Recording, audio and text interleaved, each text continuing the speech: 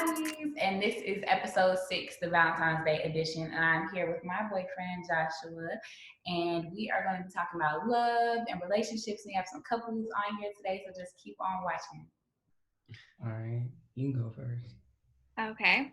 I'm Jada Nunez, sophomore TV and film major from Atlanta, Georgia, animation minor. Yeah. And I'm Desmond Braxton, sophomore, honors finance major, sports administration minor from Atlanta as well. Okay, hi, my name is Elea Williams. I am a freshman journalism major from New York, and I currently live in DC. Hi, my name is Elijah Kirksey. I am a freshman audio production major, and I'm currently residing in DC. So my name is Dominique White. I am a junior biology major, chemistry and psychology double minor from Los Angeles, California. My name is Alexander Van Brackle, also known as AJ. I am a junior TV and film major, sports administration minor from the Garden State of Teaneck, New Jersey. Okay, cool. So first, I'm going to start off by asking you guys, how did you meet? All right. So I talked about it with this the other day. I was like, look, I'm gonna talk about it this time. Okay, so I'm sitting in the caf, eating food. I'm with a bunch of people. We're hanging out, talking. I was about to talk to some other girl across the table when she walked in, and like the whole room just kind of went, like the whole room, like the intention shifted all the way over to her. And everybody's like, oh my God, Dom, hey. And I'm like, hold on. Time out, coach. I'm like, who is this? I'm like, you know what? I don't know who this other girl is, but we don't care no more. Like this girl who walked in is like, she's beautiful. Like, I got to get to know her. So I'm trying to think of something to say. What I didn't know was that I was just full on slack-jawed staring at her, just like deadpan. And her being her friendly self, she was like, oh my God, have we like met before? And I'm like, yeah, we totally, we met at one of them parties or something, I think, maybe. And we just kind of got to talking, got to conversating, and geez, it's been about 3 years. Like, oh man, time flies. He loves, you tell the story. Or you want me to tell it? Okay. So basically, wait, I kind of want to tell it. All right, yeah. I want to tell because what's up from my perspective. Okay. So I was minding my own business in an intro to poli-sci class, just like what I had to take. And like, you know how you have classes, like Zoom class, and you have a group me, and sometimes you be texting in the group me, and people don't be paying attention, you be texting in it, you know, things like that. And so people were just texting in the group me, and I turned my camera on for the first time. Like, I'd never thought to do that, but I just did. And you go from here. Okay. So, you know, I was actually, at this time, I was in California, and I was just, you know, doing the class, and I was like, whoa, who is that? So then from there, I just proceeded to, you know, kind of be bold and just, you know, try and talk to her. And like, I'm like, you know, what's the... Tell us what you did in the group me. So I texted her in the group me. I was like... In front of everyone, by the way. Yeah, you know. And I was like, what's up? You looking, you fine. Like, what's happening? And then from there, it blossomed, I guess. And then we started talking privately, and then, yeah. Yeah, I think he was like texting me in the group me, and then we realized we were in a lot of the same classes, so we just started FaceTiming just like for studying and like projects together, and then we were like talking for a while, and then we realized that we were both planning on going to DC at the same time, like in the same week. And so then that's when it started getting real. Like we were like, oh, we can actually like see each other for some time. And I think that's when it started being like a little flirtatious-ish, I guess. And then we met that week in October, and and then we started dating, and we were like, are we gonna do this long distance thing for a little bit? And then we ended up doing it, and it ended up being worth it because now we're here. So yeah. We met in like low key the most Howard way possible.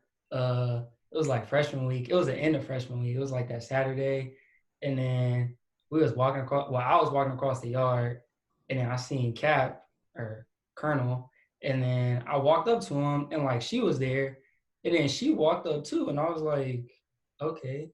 And then so I just started. I asked her name and like where she was from, because she was just right there. I was being cordial, even though she thought I was flirting. But yeah, that's how we met. He said, what's your name? He didn't want to admit that, but that's how he said it. How have figures in your own family, culture, and friends helped shape your view on love?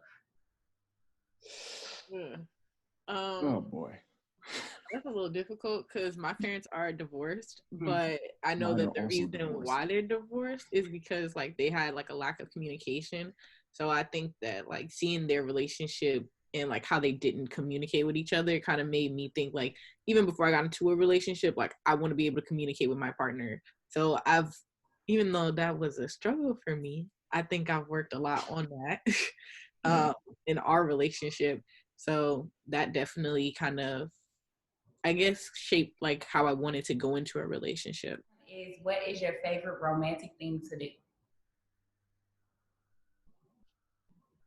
Oh my gosh. I mean, I guess I can answer this since he went first last time. But like, favorite romantic thing to do? I mean, this is gonna sound so corny, but like we like dance. Wow. Yeah. Like y'all put on music and started two-stepping together like real life dancing, or No, like, oh, this is so corny. This is turning into like a really corny. Damn. Okay. Anyways, just forget what she's trying to say. I would say, I don't know. My love language is like quality time. So I would say like watching movies or going out to eat, stuff like that. Yeah. I mean, it's not really romantic, but like we make it romantic when we watch like movies and stuff. like you're spending time together. Yeah. So on grades over the point like of the dancing. We're not gonna talk about that. Yeah, nah. It's embarrassing to him. This one girl, she asked, I just wish our generation wasn't so scary about love. It's literally the best feeling. So what do you think, like, why are people so scared to love as a Gen Z or a millennial? Yeah, I'll go. So I feel like people are scared to love because with love also comes a risk of hurt and pain. So that's opening a new part of your life that, some people aren't really ready for the risk and they don't want to go and give up something else to gain something else. So it's really, me personally, I'm like, you got to live, you got to experience things and you got to be out there. So I've kind of opened to love, but I understand how people have certain fears and, people act certain type of ways towards love. I feel like specifically this generation, I think people are a little scared to be vulnerable. Like I know me personally, like I was scared to be vulnerable. I think either based on past experiences, because I think with like relationships plus social media, it's a little messy, just a little bit. And it kind of involves everyone into our relationships. So like it's everyone's relationship sort of. So I think it's just sort of like people are just afraid to be vulnerable in that way, not only to their partner, but to everyone else in the world. And I think people just have to focus on like the individual connections they're having and realizing that it's really just the two of them. It's not like, even if you're posting things, it's not the world's relationship, it's yours really. Okay. So with that, you said that you like, it's kind of hard to be vulnerable. So how do you like become more vulnerable? That was another question that we had. That's hard. Because how do you become vulnerable? I feel like vulnerability is kind of achieved through signs and like trusting somebody. Because once you see that, let's say a certain situation happens, you're like, oh man, you expect them to react a certain way, but then they surprise you and they comfort you, or they end up reacting differently than you expected. Then you can realize, okay, well, I could trust them with this information, or I could trust them with my emotions, I could trust them with this, and then in time you can become vulnerable with that person. Yeah, I think you just have to like look at everything with the open mind, because you can't go into something assuming that it's gonna be bad. Like you just have to go into something not exactly expecting the best, but you have to just be open to anything. And then if it happens that you can't be vulnerable with someone anymore, then you can't, and then you gotta move on. But if you can, then that's like a beautiful thing. And then you were glad that you were open with them in the beginning. Yeah. It's almost like a matter of practice, and you really don't know until you continue to try. I was gonna bounce off that. That was okay. Mm-hmm. Like, for y'all specifically, since y'all are freshmen, like, is that kind of open-minded experience will kind of like encourage y'all or motivate y'all to try this thing out early? Because I know a lot of people are gonna be like, y'all just got there, y'all freshmen, y'all ain't, seen the scene or whatever. So he was in a relationship his freshman year as well, not with me. So let's just talk about that. I guess I was gonna ask, like, what kind of inspires y'all to do that, especially at this stage of your life? I think specifically with like HU24, people are really scared because we've never been on campus. Yeah. And so people are making connections purely off of like the internet and Zoom and things like that. And I think a lot of people are scared because a lot of people are scared to pursue long distance, because we had to pursue long distance for like 3 months, and then we were together for a week, and then we had to do another 3 months, and like that was hard. Obviously it was really hard, but yeah, I think you just have to, I don't even know, like it's just persistence. Like, I don't know, I feel like some people don't want to make that it definitely takes a lot of dedication, especially for a long distance and being in a space where we're not all commonly at Howard. It takes a lot of motivation and dedication. So once you find somebody that you could be motivated on and be dedicated to, it's kind of it's not gonna say easy, but it's not as hard as the challenge as some people may think. Okay, so she says, why not commit to someone you have established feelings for? I would say I feel like people do that because they're just not like ready to like fully commit. Like they're just kind of like complacent with what they got going on. They don't want to have to like take the time to like put all their energy into somebody else. So just be like, all right, I just won't do it then.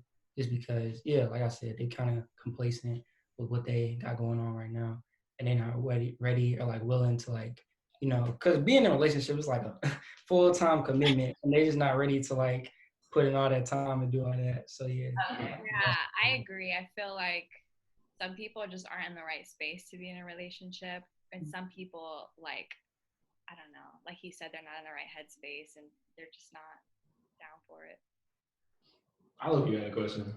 Okay, for sure. So being that I'm a little closer to you two, just from knowing y'all from freshman year or whatnot, we know that you guys have come around past a year right now, right? So yeah, definitely just thinking about the dichotomy of how long the relationship has been and you guys are still together. What do you think is one or maybe a few things that are consistent that have kept you guys so strong at this point? I do want to say this. I think we really lucked out being that we're both from the same state, because a lot of people struggle with long distance, and it just worked out for us where like we ended up staying home, but we could still see each other every weekend. So that was a big contributing factor. For sure. Yeah, I don't know. I mean, I definitely would agree with that. Like being in the same place is like, that's a big deal. And then, I don't know. I feel like we're willing to like change for like one another and like better ourselves. And there's not like no ego involved. So like if I tell her something or she tells me something, like I'm not gonna like take it to heart and be like, like I don't know, it's not gonna like bruise my ego, because like I know like we both we have like the same intentions. Like we're not trying to like hurt each other. We're trying to like grow in a relationship and like separately and together at the same time. So I definitely feel like that's like a big thing, is like, not having like an ego involved. So yeah. What are some gift ideas that you have for everybody out there for Valentine's Day? Okay. First off, you can never go wrong with jewelry. Just never go wrong with jewelry, I found like jewelry pieces that are relatively cheap and relatively still hold up after like multiple, multiple like excursions outside. Let's see, what else? Oh, flowers. You can never go wrong with flowers. Never go wrong. Or one of them little flower teddy bear things. People seem to like love those. Yeah. If you're real dangerous. Look, not the hint hint. You saw that, right? Thank you, Dominic. I'm glad you saw that. If you're real dangerous, like real dangerous, and you feel like you know your partner well, clothes. Clothes I found have been one of the most like high risk, high reward gifts to get somebody, especially her, because her style, like I tried once. I was off. She sent me a whole Pinterest. There's a whole Pinterest board on my phone with like pictures. It's like 6 miles long, just pictures of different things. So it's like, next time I make that leap, I should be able to get it right. But right. clothes is a good one. I would say sports. If your person is like really big on sports, I would say like as a first gift, I would go with sports. Like get them like their favorite team on a T-shirt or something like that. Sneakers, if they're a sneakerhead, for sure, get some sneakers. But I wouldn't suggest that until like you're ready to spend that kind of money because Sneakers are expensive. And I can't be dropping that kind of money on everybody. So you cannot. And he over here trying to look at me like I didn't just buy him some shoes. She did. Yeah. What shoes did you just buy? I bought him some the Play Como de Garçon. The CDG. Oh. Lows. Yeah, Como de Garçon. Oh, okay. Wait a minute now. Wait a minute. And he want to look at me like I didn't just do that for Christmas. It was a compliment. She didn't catch the telepathy. Oh yeah. Sorry. Sometimes we're a little off. It's okay. Sometimes we like that too. I think it's okay. It happens. Well, this is something that I did for Valentine's Day in the past. I got him like a poster board with like candies on it, and I made it like sentences out of like the candy brand names. Oh yeah, I got one of those before. Yeah, so that's an idea. No, first let me clarify where I got the gift thing from. Not from a person, but I worked at Operation Breakthrough, and my kids gave me that I was a teacher's assistant, and they gave me that. So, anyways, okay, keep going. like be creative. Like don't try to get the like things that everybody gets, like flowers. Like the things at Target. Like definitely like listen, because like girls, they gonna bring up stuff that they want. Like if you listen, all you gotta do is just like get that, and then like they'll be happy. So that's really like the key, is just to listen and not do like the basic stuff, because more than likely they probably got that stuff before. So yeah. I'll throw in a random gem on that listen notion. Very important. Some people still like struggle with like hearing those little hints or those little things. They still want to be kind of different. I heard this one story of a married man. It was him, his wife, and his daughter went to the mall. And she said for 15 years, everything that her mother touched and put back, her father would give her the credit card and buy it. And so he had stocked up on years worth of gifts that she knew she would like, because she was like, oh, I like this, but I can't afford it, or I'm not gonna get it right now. So little things like that, just being creative in that aspect is smart, and that puts a spin on just listening, because sometimes girls don't like telling you exactly what to do or what to do. Yeah, that is very true. That's crazy. Okay, I like that. Go ahead and write that down. See, you can't tell girls that though, because then they're gonna go to the Gucci store, start picking up bags. Like, yeah, I like this one, but not today. Like, no, yeah. So, do you feel like an example of love would be when someone chooses their partner over and over again simply because they view this decision as nothing to hesitate about? So, yeah, in a relationship, it's just all about. I feel like a relationship is just really all about like how much will do you have? Like, do you have to wake up every morning and say to yourself, do I want to be with this person, yes or no? And if the answer is yes, then you just go on. Well, Hotties, that is a wrap for today's episode of Valentine's Day. Howard Hotties, yada yada. Okay, he's trying to take over my show. No, I'm saying that's how you should say it. Thank y'all for coming, and we'll see y'all next time.